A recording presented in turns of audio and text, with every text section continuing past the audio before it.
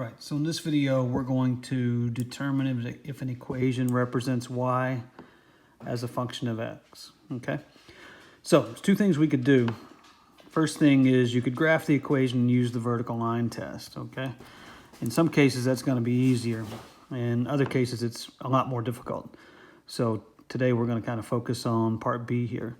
We're gonna solve the equation for y, and we're gonna determine how many solutions you have for various values of x, okay?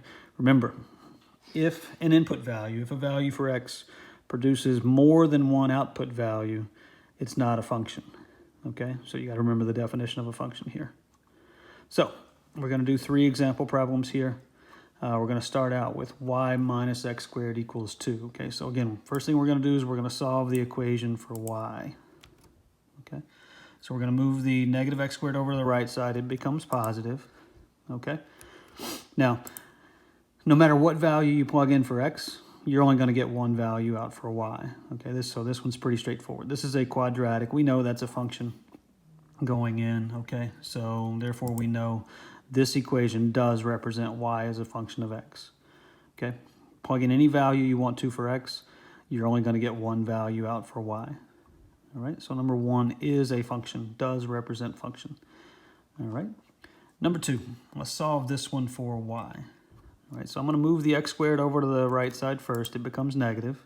Okay, now when I'm solving for y, I've got to do the square root of both sides. So the square root of y squared is y, and the square root of negative x squared plus 4 is going to be plus or minus negative x squared plus 4. Okay, so notice if you substitute a value such as 0 in for x, so let's say we put a 0 here. So this thing becomes 0. Plus 4 is 4. Square root of 4 we know to be 2. So I get plus or minus 2 when I plug in 0. Okay? So I'm going to get 2 solutions there. I'm going to get a positive 2 and a negative 2. Okay?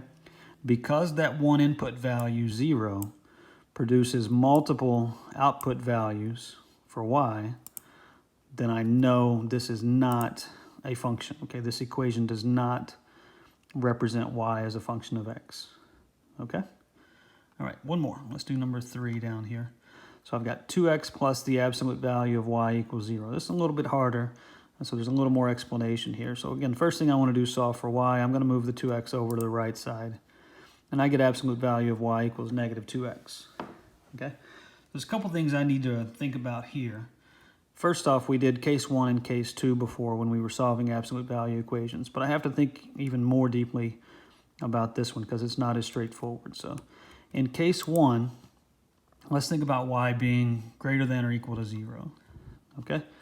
Well, if y is going to be greater than or equal to 0, then y is going to equal that negative 2x. Okay? I'm going to talk about this domain here in just a second for x less than or equal to 0.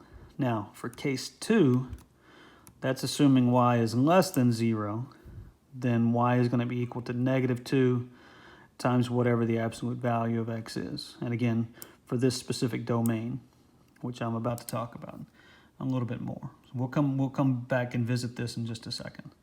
So we want to notice 2 things. The first is that domain that I spoke of. X must be less than or equal to 0. So think about why that's the case. Think about plugging in a positive number here.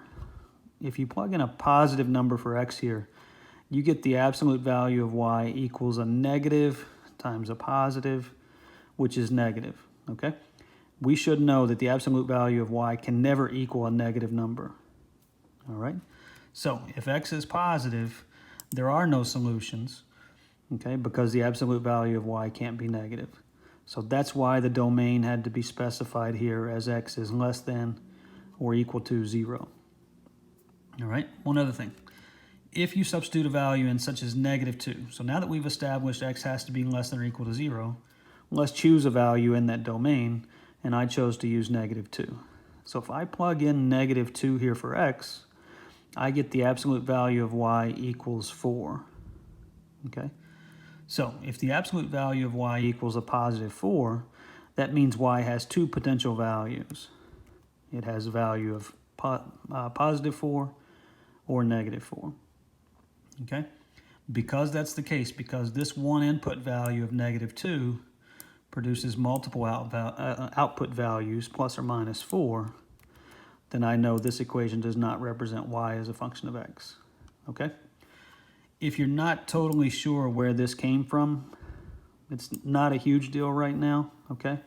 The main thing for this video is that you understand we got to solve for y and do the best you can to understand how many output values are there for, specific values of x, all right? Okay, so that's how you determine if an equation represents y as a function of x.